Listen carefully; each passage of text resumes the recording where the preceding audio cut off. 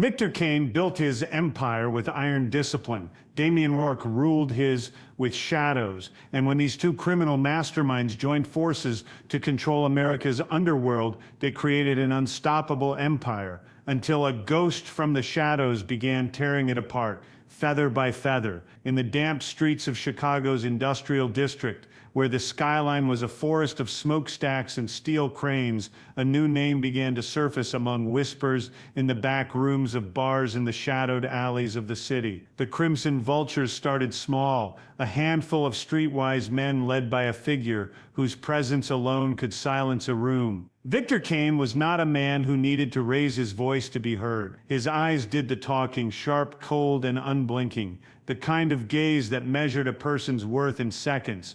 Born into poverty on the city's south side, Victor learned early that the rules weren't written for people like him. By the time he was 17, he had already survived 2 assassination attempts, a prison sentence, and a betrayal that had left his older brother dead. For Victor, survival meant control, and control meant power. The early days of the Crimson Vultures were not marked by violence, but by precision. Victor understood that making enemies too quickly was bad for business. Instead, his crew targeted overlooked cracks in the city's criminal structure. They moved in on abandoned gambling spots, took over neglected corners of the black market cigarette trade, and began offering protection to struggling nightclub owners. Within a year, the gang's reach stretched across 3 neighborhoods, and every transaction, no matter how small, was taxed by the vultures. Their symbol, a blood-red vulture painted in sweeping, deliberate strokes, began appearing on brick walls and warehouse doors. It was less a threat and more a mark of inevitability. Once the bird appeared, the territory was theirs. The city noticed, but the law was slow to respond. Victor had no interest in flashy displays that would bring immediate police crackdown. Every move was calculated, every decision weighed like a chess match. Victor's most trusted men were as dangerous as they were loyal. There was Reggie Cole, an enforcer with a reputation for making problems disappear without a sound. Miles Vega, the quiet strategist who handled all logistics and money laundering, ensuring no paper trail could be traced. And there was Isaac Steele Harlan, a towering figure whose iron grip on the Vultures' weapons trade ensured they were never under arms. Each man owed Victor his life, and in return, Victor demanded absolute obedience. Their operations expanded into smuggling firearms from hidden docks along the river, using legitimate shipping companies as a front. The money flowed steadily, and with it came influence. Local politicians began accepting their campaign contributions,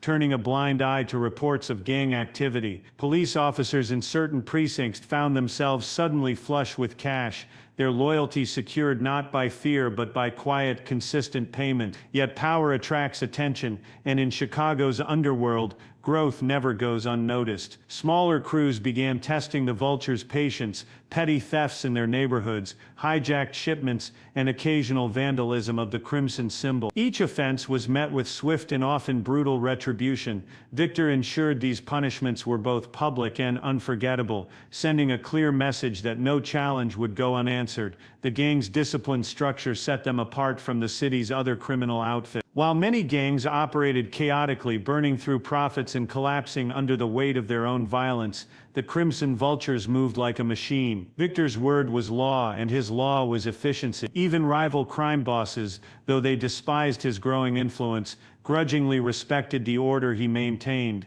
Still, deep within the corridors of Victor's mind, there was an unspoken awareness that their dominance was fragile. Every empire has its cracks, and his was no exception. He had yet to face a true adversary, someone capable of matching his patience and precision. The day that rival arrived, Victor knew, would decide whether the Crimson Vultures would soar higher than ever or be torn apart from the inside. For now, the city was his chessboard, the pieces moving exactly as he wished. But in the distance, beyond Chicago's smoke-filled horizon, forces were already aligning against him, and the game he thought he controlled was about to change forever. If you want, I can now expand Chapter 2 in the same suspenseful style, so the pacing stays cinematic and gripping. On the opposite side of the country, in the sprawling neighborhoods and sun-bleached streets of Los Angeles, another power had been growing quietly for years. The Iron Serpents were a name that rarely appeared in police files or media reports. not because they were small but because they knew how to move unseen. Their leader, Damian Rourke, was as much a phantom in the criminal world as he was a strategist. Unlike Victor Kane, who left his crimson mark across Chicago, Damian believed that power was strongest when no one realized who truly held it. His operations left no painted symbols, no noisy displays of strength, only silence and absence. A rival would simply vanish, and weeks later their territory would be in serpent hands without a single public confrontation.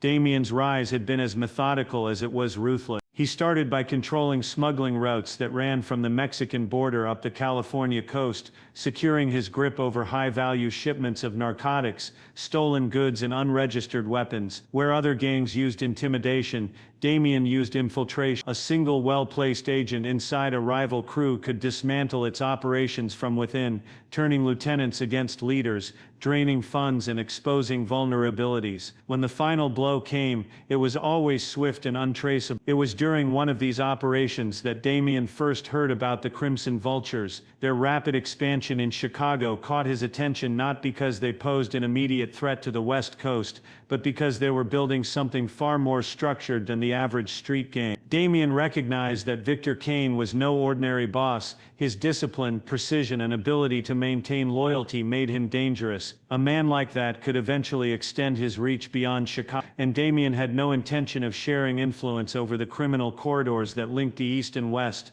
The first move was not an attack but a planting of seeds. Damian began sending trusted operatives to Chicago under false identities, low-level dealers, freight workers, nightclub staff, people who could blend seamlessly into the city's underworld without raising suspicion. These operatives didn't come to start trouble. Instead, they worked quietly to identify weaknesses in the Crimson Vulture's supply chains, targeting the businesses and individuals who fueled Victor's growing empire. Weeks turned into months, and Damian's presence in Chicago grew without anyone realizing. Key suppliers began receiving better offers for their services, anonymous threats appeared against those who refused, and shipments bound for Vulture territory started disappearing. Victor's men searched for an enemy they couldn't see, suspecting internal disloyalty but unable to prove it. Meanwhile, Damian tightened his hold on the West Coast, using the chaos in Chicago to distract Victor and weaken his grip. The serpents operated like an invisible tide, eroding the edges of Victor's empire without ever announcing themselves. Damian's philosophy was simple: if a man doesn't know you're attacking, he can't defend himself,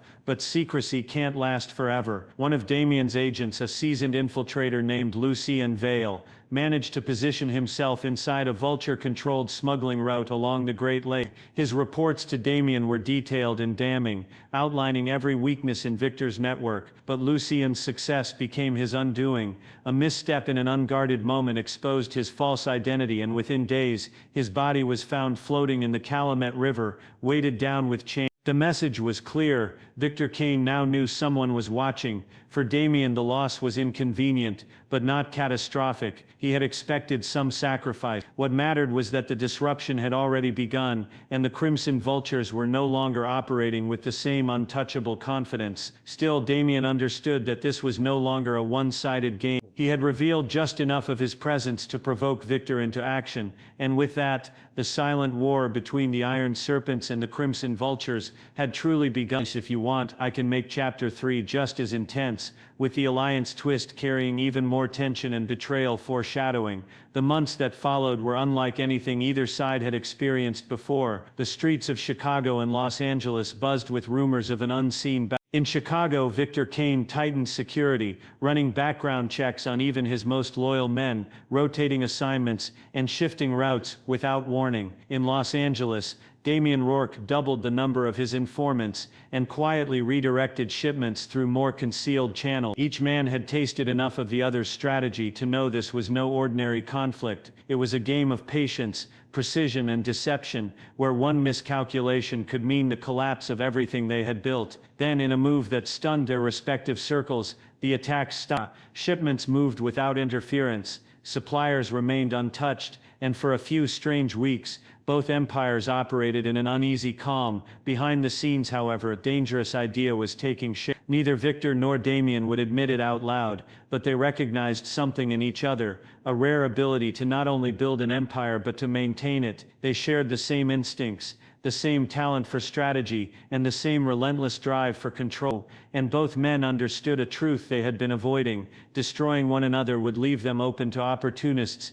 eager to seize the scraps. The meeting was arranged in absolute secrecy. There were no bodyguards in the room, no weapons on the table, and no visible signs of trust, only necessity. In a dimly lit warehouse on the outskirts of Denver, chosen because it lay between their territories, the two leaders sat across from one another for the first time. What passed between them was not friendship, not even respect, but recognition. They were predators of the same breed, and perhaps together they could hunt larger prey. What emerged from that meeting was more than a truth. It was the formation of the United Gangs of America, a clandestine alliance that would merge the strengths of both organizations into a single coast-to-coast network. The plan was as ambitious as it was dangerous. Victor would maintain overt control over territories east of the Rockies, managing street-level enforcement, territory disputes, and visible displays of power. Damien would operate in the shadows, handling intelligence, silent eliminations, and the kind of covert operations that left no trace. Their revenue streams would be shared,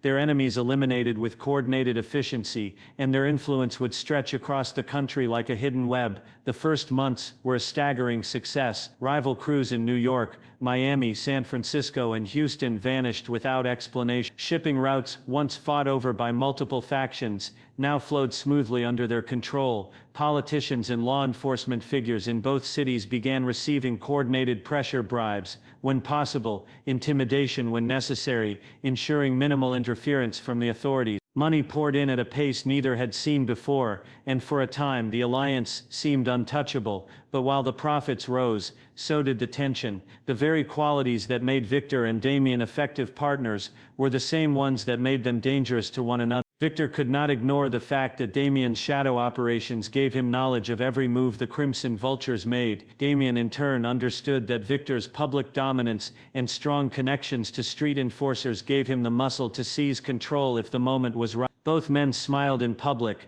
but quietly prepared for the day when the alliance would no longer serve them. Coded messages began passing through trusted channels, hidden instructions to shift resources, untraceable accounts being opened in offshore banks, loyal enforcers being moved into strategic positions without explanation. Each man thought he was laying the groundwork for an eventual betrayal, but neither realized that the other was thinking the same thing. The United Gangs of America had been created to unite power, yet within its foundation were the seeds of its destruction. All it would take was the right spark for the empire to turn on itself, and somewhere in the shadows, forces neither man could see were already preparing to light the match. If you want, I can now expand Chapter 4 with even more mystery, making the Phantom's actions chilling and the ending unforgettable. It began without warning. The United Gangs of America, which had seemed unstoppable only weeks earlier, started to suffer inexplicable loss. The first sign was subtle: an entire shipment of unmarked cash disappearing from a secure warehouse in Cleveland. There were no signs of forced entry, no surveillance footage, no witness. Then came the second blow. 3 high-ranking members from both the Crimson Vultures and the Iron Serpents vanished on the same night, in different cities. All that was left behind at each scene was a single black feather, placed in plain view as if to taunt whoever found it. Whispers spread quickly. Some said the attacks were the work of a rival faction, others claimed it was an inside job, but neither Victor Kane nor Damien Rourke recognized the pattern, and that frightened them more than they would admit. The black feather became a symbol of dread. Men who had faced prison time without flinching now looked over their shoulders in silence. Meetings were cut short, deals postponed, territories left unguarded. Whoever was responsible was moving with the kind of precision that both Victor and Damien understood too well. It was the work of someone who knew how their empire functioned from the inside. The losses escalated. Safe houses were stripped of weapons, hidden accounts were drained of millions, and informants, who had been loyal for years, suddenly turned up dead. Entire crews were wiped out in surgical strikes that left no survivors and no evidence. What unsettled both leaders was the fact that no one was claiming responsibility. In the underworld,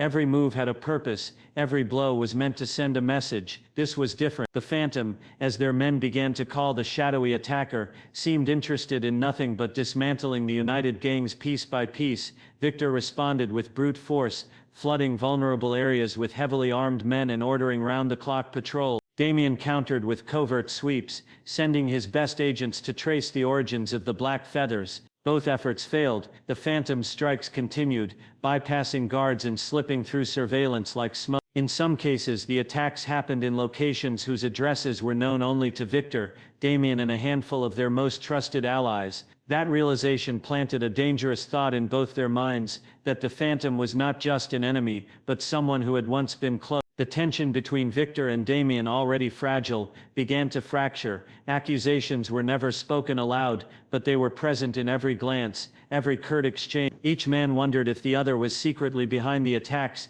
using the Phantom as a cover to weaken the alliance. Before striking the final blow, trust eroded, and with it the coordination that had made their network so effective. Shipments stalled, payments were missed, and smaller gangs began testing the weakened borders of their territories. Then the strikes turned personal. One night, Victor's armored convoy left a secure meeting in the suburbs of Chicago. Hours later, it was found burning on the outskirts of the city. The heat had twisted the steel into warped shapes, and no bodies were ever recovered. A single black feather lay in the ash.